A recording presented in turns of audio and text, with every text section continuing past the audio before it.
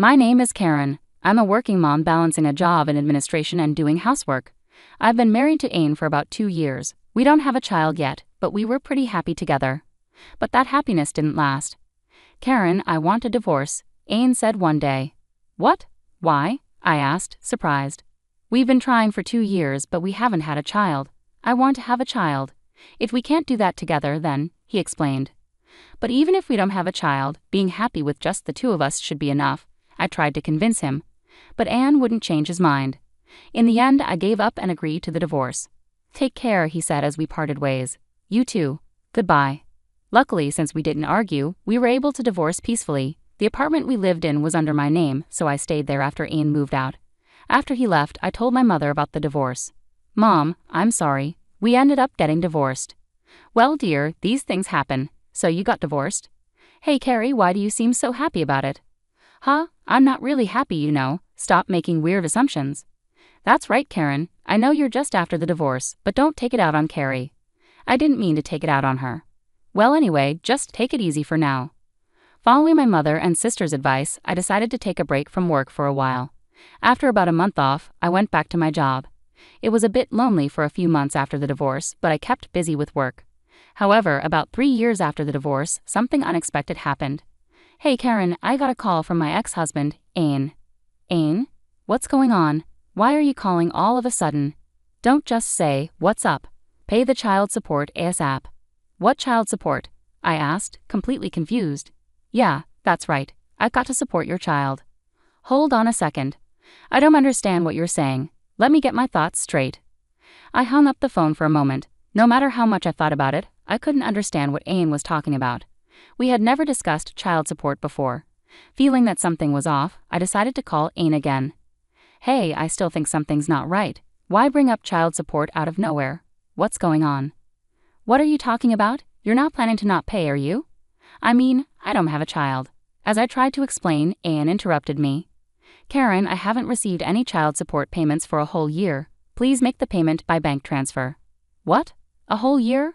Hold on a moment. I'm pretty sure I haven't made any transfers at all. Huh? What are you talking about? You've been paying all this time. But suddenly stopping child support for over a year made me wonder what's going on, so I reached out. The conversation felt confusing, leaving me unsure. Well, I haven't made any transfers myself. Ain insists I've been paying. It's been really tough without child support for this past year, but I understand you have your own expenses.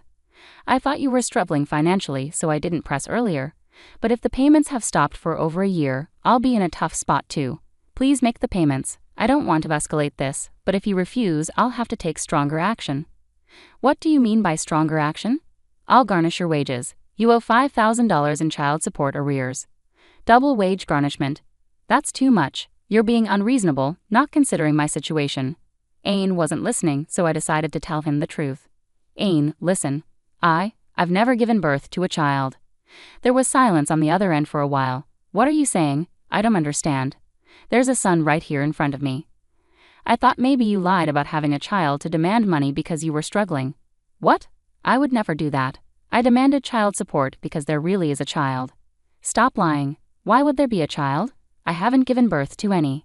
That's ridiculous, but your mother told me this child is mine and entrusted him to me. Huh? My mom? Yeah, about 8 months after our divorce, your mother came over with the child.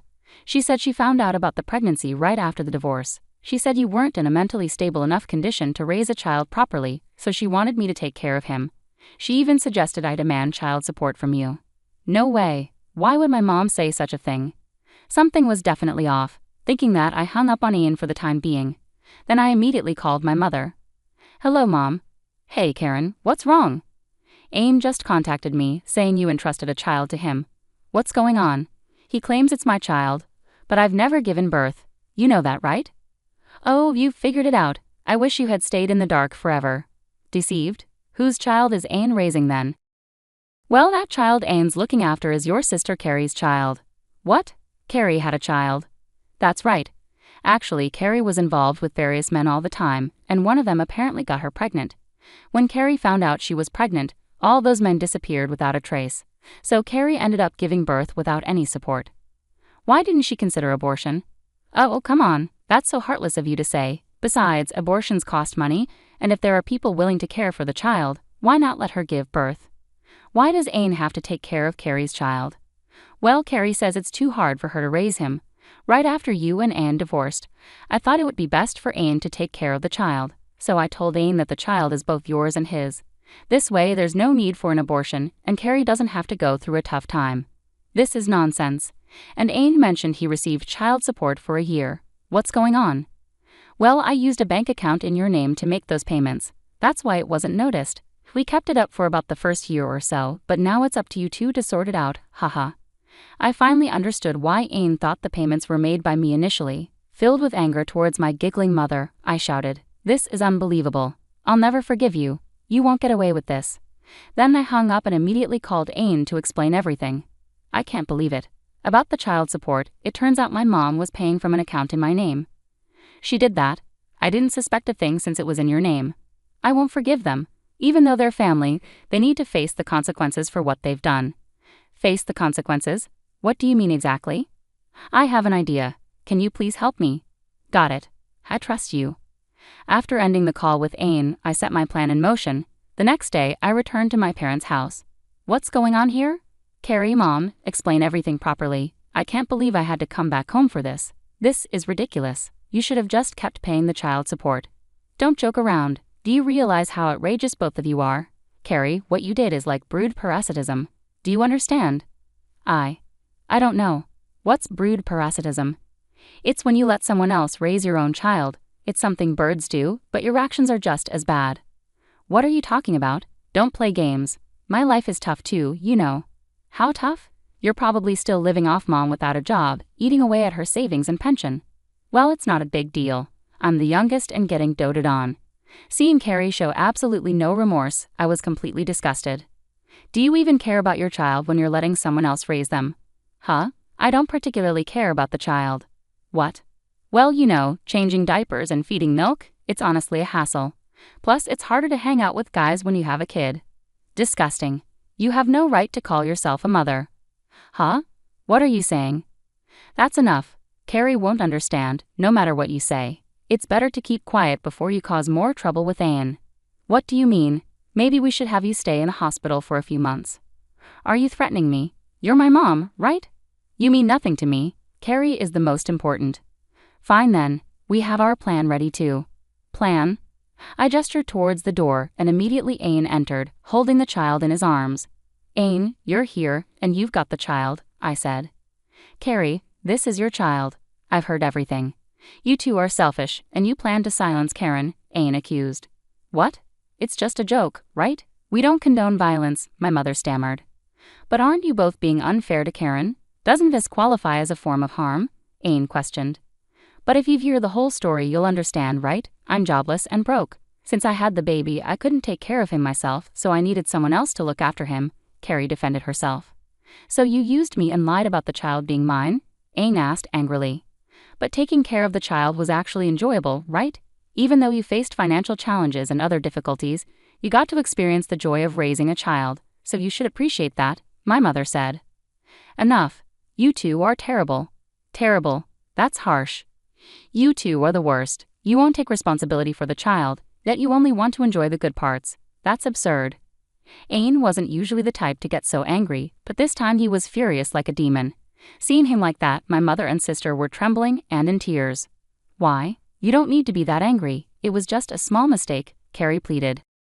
That's right. I deeply regret it. Can't you forgive her? Please take care of the child from now on, my mother begged.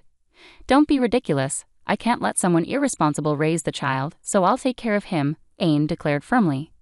Thank you, my mother said, suddenly relieved. But they were mistaken if they thought they could just pass off the responsibility of raising the child. Anne did agree to take care of the child, but we had our own plan. What's the misunderstanding? My mother asked. While Ain agreed to raise the child, he's not accepting him as Carrie's child. He wants to raise him as ours, I explained. What do you mean? Carrie asked, clearly confused. Carrie, by giving birth and then neglecting your responsibilities as a parent, you've crossed a line. That's why I reported this to CPS, Ain explained. CPS? What does that mean? It's Child Protective Services. They've advised us that we can go to family court and seek to terminate your parental rights. Since Karen is related to the child, we can pursue legal guardianship. What? You mean I'll lose my child? Yes, This is the consequence of your actions. What's wrong with what I did? I can't raise a child without money, so I made a practical choice, didn't I? No, Carrie's actions are not rational. It's not normal to give up your child to strangers and lie about it. This can't be happening. Mom, please help me. What do you want me to do? This is the first time I've been in this situation, so I don't know what to do, my mother said, tearful and bewildered. They still didn't grasp the seriousness of abandoning their parental responsibilities. Hold on, no matter what Karen says, the child sees me as their mom. Give them back to me, Carrie demanded, trying to take the child from Anne. Hey, stop it. Didn't you dislike taking care of a child? Anne protested.